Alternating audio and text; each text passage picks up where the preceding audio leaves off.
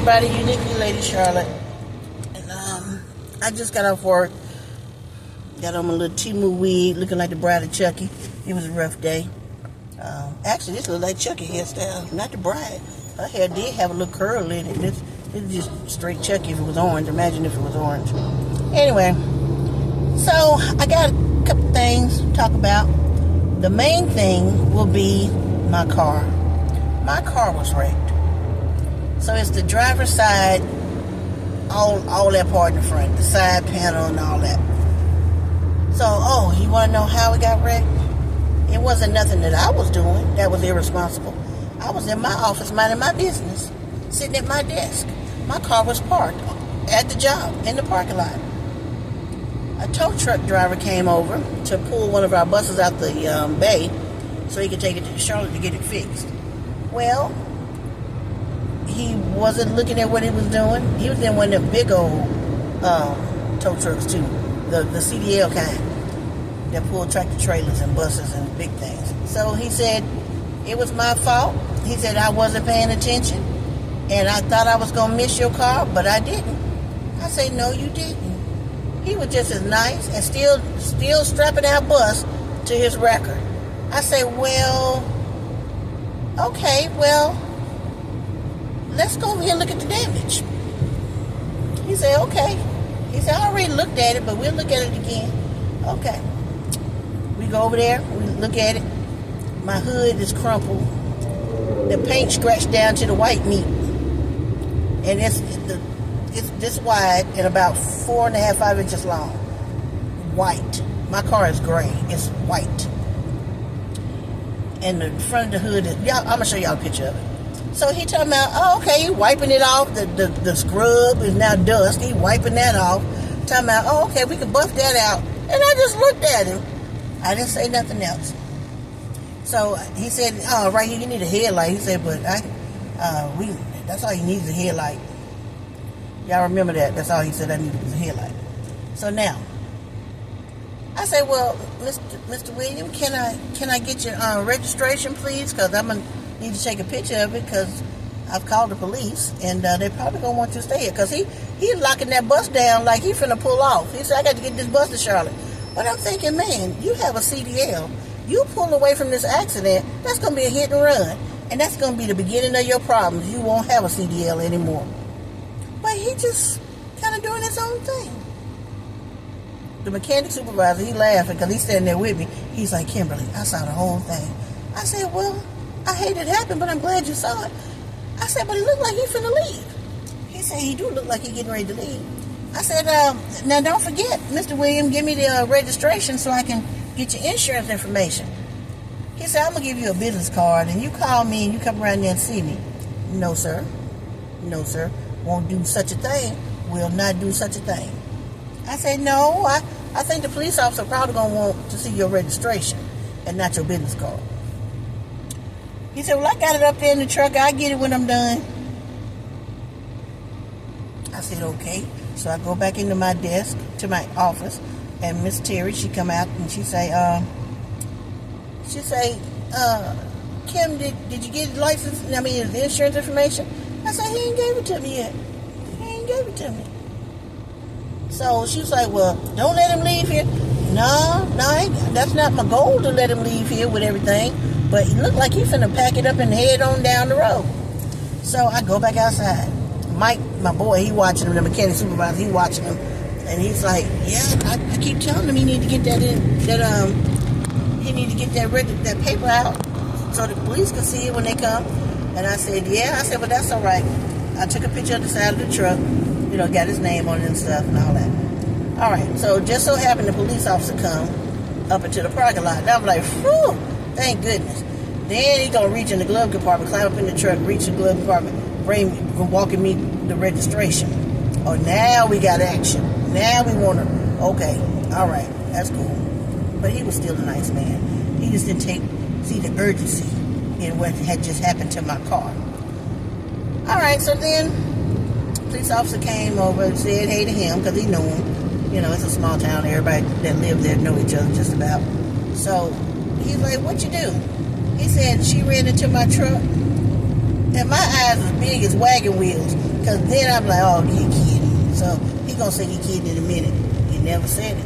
Never said it. So the police officer was looking like, I already know that's not true. So he said, is that your car parked over there? I said, that's my car parked way over there. Up against the curb, way over there. He said, okay. He said, let me look at it. He walked over there, he look at it. He come back. Mr. William is still locking it down, getting ready to pull out the bay. He is locking it down. And the officer looking like, okay, what you doing? We need to discuss this. So he finally had to get his attention, and he got what he needed. I got what I needed. All right, so 4:30 that day, this happened last Monday. So 4:30 p.m. that day, I called his insurance company. And come to find out, he didn't call his insurance company. He didn't call them and tell them. So he calls, come to find out, he called my mechanic supervisor and says, hey, do you have Kimberly's number? And they're not going to give my number out. That's something you don't do. You don't give out, your coworkers' numbers to the public, to strangers. So he said, well, what can I help you with? She's gone for the day. What can I help you with? He said, well, tell her to come around there to the shop, because I believe me and my son got a headlight for her. He kept telling me, yeah, my son worked at Chevrolet, and he's been there 25 years. I don't care. My car's a Nissan, and I don't care that he worked there 25 years, and I don't even know what he does. He may not even work in the collision part, and it don't matter, because there might be some other stuff going on wrong with my car on the inside, especially when I show y'all the damage. He said, I just need a headlight. So, okay, so on the phone, the lady said, I said, how do I file a claim with you? Do I talk directly to you, or is there an 800 number? She said, well, I'll take the claim. What happened? And I told her. And then she was like, well, was your car moving? My car was parked, minding his business. And he didn't see my car, and he ran right into it with the CDL record. She said, no. I said, yeah. She said, he ain't called me, told me nothing. I said, oh, that's okay. Maybe he busy. Maybe he in Charlotte. But I'm calling to let you know. She said, okay. She said, okay. She said, I'm going to file the claim for you. She said, but I got to call him and talk to him and find out what happened. I said, okay. So all last week went by. No adjuster got in contact with me. And I'm like, what in the Sam Hill going on? So I'm like, okay. I'm going to wait till we go back to work. Labor Day was coming up. I'm going to wait till we go back to work. Freddie, I want my mail now. I want my mail, damn it. So, I'm sorry. The maintenance man doing something to the floor in the mail room. All right, so I said, okay, so I was leaving today. I left work. And I said, you know what? Let me just file it with my insurance company and let them get their money back from them. So that's what I'm going to do. So I called my insurance company, and I'm on hold for 45 minutes. 45 minutes. I had enough time to fill up 6 1-gallon jugs with water. From the little water dispenser, ice and water dispenser, it's 50 cents a jug if you do it that way. So I had time to fill up 6 of them, then drove, to the insurance office. Now I'm telling you how I found the insurance office. I know what's on this particular street, and I had to come on that street to get on the highway. So then I just look over to the right, and I see the insurance company. 2 cars in the parking lot. So I said, I'm going over there in person. So I turn up into his insurance company. I go in. This man comes to the door, very nice man. He comes to the door, and I'm explaining to him what happened. And I said, sir, I need you to come and see my car. So he said, yeah, I remember you spoke to Miss thus or thus. Yes, I did. I said, but nobody has come to see me. Nobody has called. I don't have a claim number, the adjuster, name and number, nothing. I said that my car registration runs out this month. I can't get my car inspected. I live in Concord, and I work in Salisbury. So how am I going to get back and forth to work? I need my car. Plus, I drive Lyft. So now I can't make any money because you got my car jacked up. So I can't drive Lyft. So he came out, he was like, oh my. He said, I remember, she telling me about it. I said, he talking about he got a headlight. I said, my car need way more than a headlight. So he said, yeah, you're right. You're right. He said, I'm so sorry. I am so sorry. He said, but somebody should have contacted you by now. Clearly by now. I said, yeah, but no, they hadn't. So he said, well, she's at lunch right now. So when she comes back, I'll be sure to, give her a copy of the crash report. I gave him a copy of the crash report. And I said, you can go online and download the accident report. I already filed with the police. I already made a police report. So he was like, yeah, okay. So we went back in. And then he says, he called the lady name, Miss So. And I'm in the lobby like, huh? Do you know I see you? Do I know I see you looking in her office? And she said, yes. It was the same lady. Okay, she went from being on lunch to reappearing and not being on lunch. Okay. She said, well, oh, Kimberly's here. Well, let me tell her I'll talk to her. And I'm thinking, you was not here. You was on lunch. We just came outside. Then you reappeared and you're back from lunch. I don't know. I think she was sitting in the office the whole time. Anyway, she come out, nice lady, pretty lady, nice lady, older woman. And she tells me, yes, honey, you don't have a claim number, and claims adjusted because I didn't file the claim. I said, excuse me? She said, no, I didn't file the claim. I said, why not? She said, well, I called Mr. Dustin-so and talked to him, Mr. William, talked to him after I talked to you, and he said he was going to call you and work it out with you. I said, oh, no. He called my mechanic supervisor and told him to tell me to bring my car around to the shop because he has a headlight. I said, I need a whole new front end. A whole front end, not a headlight. I said, Mr. Wade, come on out here and look at my car. She came out. She was like, but he didn't call you? I said, he did call. But I need more than a headlight. Come look at my car. Then I explained to her, I do Lyft. This is taking away from my money every day. My car registration expires at the end of this month. I live in Concord. I got to drive to Salisbury. How am I going to get to work? I already can't work and do Lyft. That's costing me money every day. How am I going to get to work? She said, yeah, you're right. When she saw it, she said, oh, my Lord. I said, that's more than a headlight. That's a whole front end. She was looking at it and she said, you're right. You're right. That is a whole front end. I said, maybe he's not taking it as serious as he should, or maybe he's just brushing it off. I don't know. She said, but he said he was going to talk to you, to see if you would do it without going through the insurance. I said, oh, no. I said, no, we're not doing that. I said, I already made a police report. I want to go through his insurance because this is exterior. I don't know what's wrong internally with my car. This is just the exterior. So I need to know what else is going on. That was a big CDL vehicle.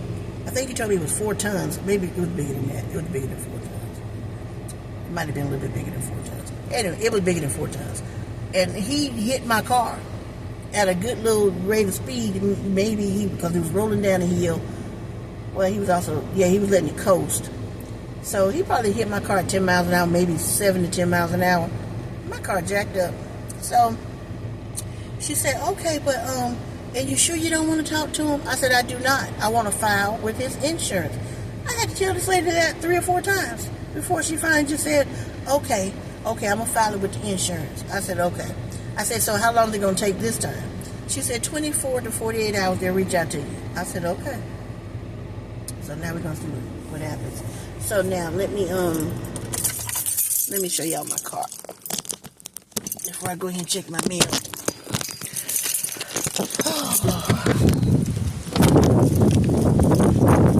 It's a beautiful day out here.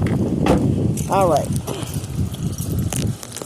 So this is what my car looks like. I don't know if y'all see. All right. So this is the bottom fender bumper. I'm gonna need all that replaced. He tried to bam that in and said that was fixed, but as you see, it didn't fill out. Again, it's not fixed. Okay. Then I don't know what else going on in there. I still got the glass in there. I didn't even take the glass out. I just let it all stay in there. Then there's some type of, see if I can get it, some type of little clip in this part. That's broke. This is pushed all the way in. This is damaged. This is the top of my hood. That's what he's talking about. He wiped the powder off and talking about that could be buffed out. It's a dent. This is crooked up. He bent my baby lip. It's all bent up right there. Okay. So I'm gonna need a hood. I'm gonna need this quarter panel on the side, a new headlight, some stuff on the inside that's broke up, and and then I'm gonna need a whole new this part because this is bent and the hood, this is damaged, and this is not even.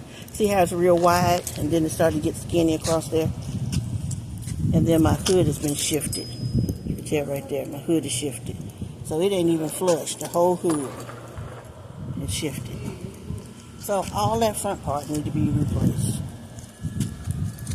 And I don't know if you can see my headlights, what the difference is, how far it's pushed in. The white light, the headlight still work, and the signal light still work, but the amber light don't, my fog light don't work. It's broken. So he pushed that in real good. And then you got to look at this part, all this little silvery part that's broke, all up in there. Yeah, talking about he got a headlight.